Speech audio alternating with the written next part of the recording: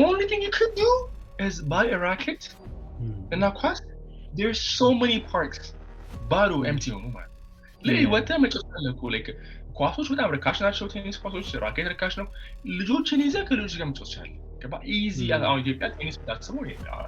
ትዝ ይለኝ ዛሬ 19 ዓመት 20 ዓመት ሻላ የሚባል ቦታ ነበር ሻላ ማለት በቃ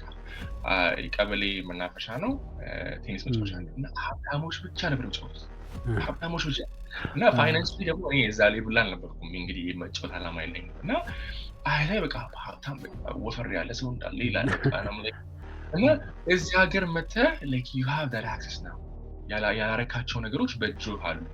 እና ያንን ነገር ዲስከቨር ሳደርገው ቴኒስ መጫወትን ሳይሆን ይህ ነገር ፈን ነው አንደኛ አዲስ ስፖርት ዲስከቨር አደረኩኝ ማድረግ የምችለውን ነገር ሁለተኛ ነገር ደግሞ at the same time activity wise ከብረት ከመግፋት ውጭ ኳስ እጫወታለሁ እኔ አሁን ቴኒስ ጀምሬያለሁ ምናምን እንደዚህ አሁን ሃይኪንግ አደርጋለሁ ምናምን አሁን በዚህ ሰመር ነው maybe I want to learn and እንትን ማድረግ ማለት ነው ስኪ ማድረግ እና ስኖውቦርድ ማድረግ ማለት ነው ግን like you know when I have time learn new things and not fun no I